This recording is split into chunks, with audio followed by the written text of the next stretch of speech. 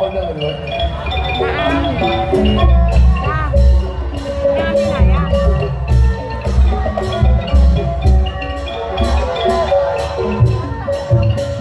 ยกมือดิยกมือ จอมดิลกปกเกตทั่วทุกประเทศเรื่องลือเดินไปถึงไหนแล้วพอชื่อมิตรไม่มีใครกล้าเย้ยยันก็เพราะเมืองสารวินจอมอัศวินมิทราแต่บัดเดี๋ยวนี้ทรงชราทั้งแข้งขาเริ่มสั่น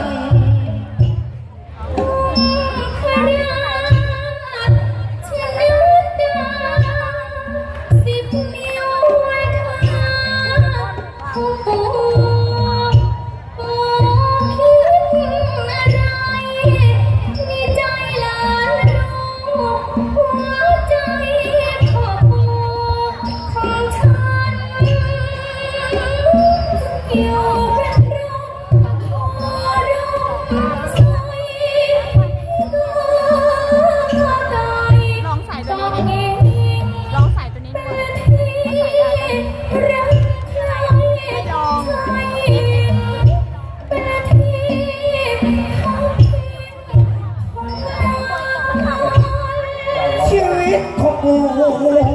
คงไม่ยาว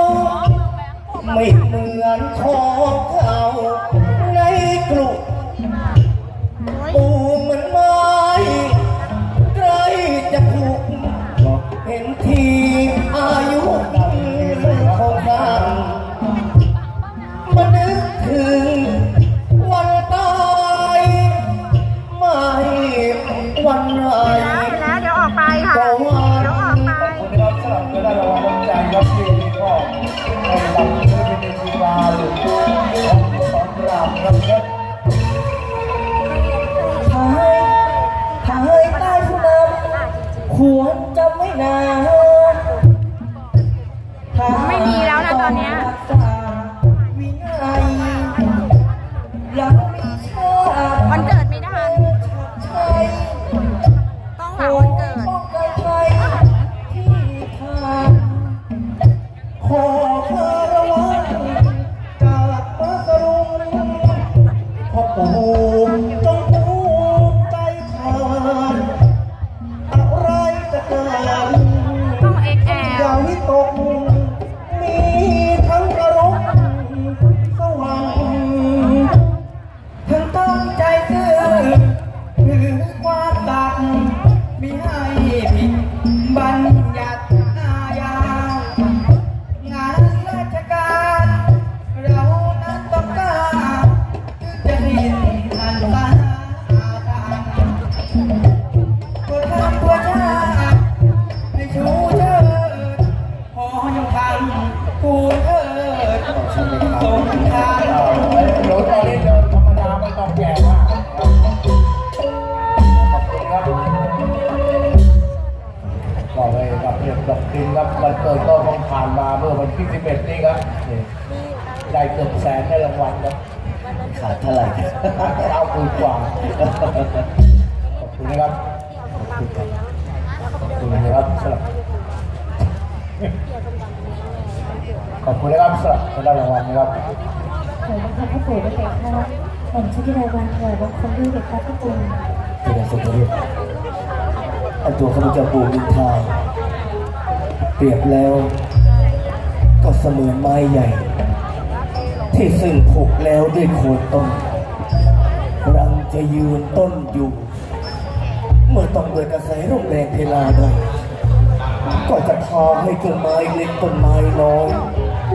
ล้มตายลงไปด้วยถ้าหากว่าข่าวการประชวรข้าพเจ้าปู่มินทาได้ร่วงรู้ถึงหัวมุมเมืองน้อยใหญ่ปู่วัดใจนะ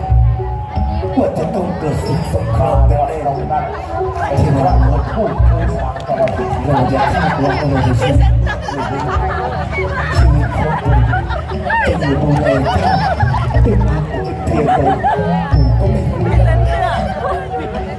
ถวายต้องลงพระเจ้าก้าวกระหม่อมฉันเป็นราชทูตจากเมืองอิระวดี เพลแล้วว่าน้อย ในน้ำของพระราชทาน แมวทำเพลแล้ มาว ทูลถวายต่อองค์พระปู่มินทาพุทธเจ้า เพลแล้วว่าน้อยทำเพล สุพระกษัตริย์มาไปอิรวดี เพราะว่าร้านอ่ะเขาทำไม่ทัน อิรวดีมีหมายเหตุอะไรกับข้า ต้องหลังวันเกิดนานมาก ข้าเช่นนั้น มันมี ข้าจะปูมินทอง เนี้ยอยู่ตัวหนึง จะขออ่านสุพระจะสารก่อนนับบัดนี้ ต้องหาให้ นี่แต่ว่า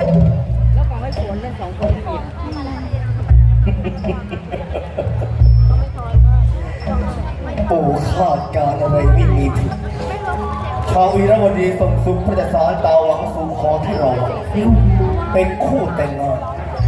ภายภาคหน้าคงคิดอยากได้แผ่นดินเรา เป็นเมืองขึ้นของเขา แต่ที่เราวันลานปู่การคำนี้ปู่ได้เตรียมไว้แล้วลูกมีเมืองอยู่เมืองหนึ่งมีกษัตริย์ทรงทศพิธราชธรรมนามมังสุมาปู่ใครอยากให้เจ้าเดินทางเข้าสู่ม่านมันเรเพื่อเป็นข้าบาทบริการขององค์มังสุมาเจ้าว่าอย่างไร ความคิดเห็นใดที่เป็นความเห็นของพระปู่มินทาหลานเดี๋ยวจะได้ขัดหน้าใครไปให้พ่อปู่ย่อมมองการไกลดีกว่าการใกล้ความคิดเห็นใดที่เป็นความเห็นของพระปู่มินทาผมจะให้เราวันย่อมเห็นด้วยนะคะพระปู่ ดีมากบางเชื่อเดียวเห็นมึงนั่งเงียบอยู่คนเดียว มีความคิดเห็นเป็นประการใดกับเขาบ้างไหม ขอเดชะองค์พระปู่มินทาที่เคยมีเกียรติศักดิ์เป็นเจ้าสงครามแห่งสนามรบมือหนึ่งถือดาบอีกมือหนึ่งกำพวนยืนเหยียบย่ำอยู่บนกองภูเขากระดูในทะเลนี่มองดูความตายและน้ำตาจบไม่หวั่นแต่บัดเดี๋ยวนี้พระองค์ทรงชราภาพลงคิดคุกเข่าก้มหัวให้กับไอ้เด็กเมื่อวานตื่นก้าวกระหม่อมฉันเมืองตัวเดชเห็นนี่บางควรพระเจ้า มึงสุรเดชไอ้บ้าชั่วเอาแล้วก่อนพี่เจ้าค่ะมึงเรียกเก่าสุพระจะสารตามกับคืนอิรวดีรีบไปรีบมาเรื่องมึงไอ้มาสือพระเจ้าค่ะเล่นนำและฉายาลักษณ์ของหลานสาวกูที่เราอะพร้อมสุดพระจะสารตามส่งให้ถึงมือองค์มังสุมาโดยเร็วที่สุดพระเจ้าพระเจ้า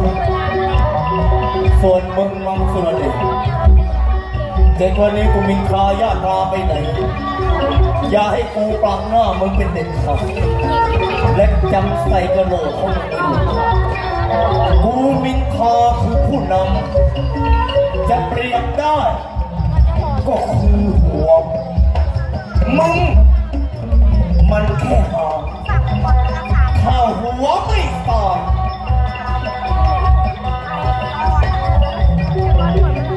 หางอย่าเสือกกระดิกไม่ว่าจะเป็นการลงโทษหรือคำพูดทำให้เจ้ามังสุริเดชต้องคิดนะครับพี่น้อง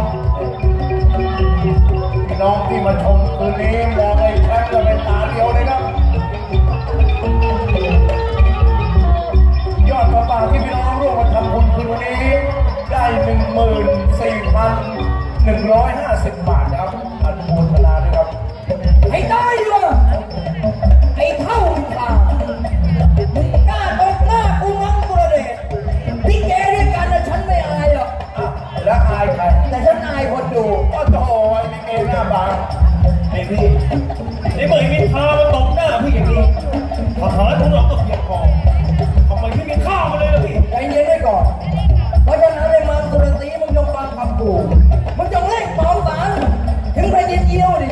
บอกมันว่าถ้าอยากจะได้ตัวที่ลาวันแล้วก็ให้มันนำหม้อมาไอ้แขวนคอมาโลกนี้นั่งเฉยๆไม่ต้องต้มจิ้มมันทากันไม่ใช่ทำแบบนี้จะบอกให้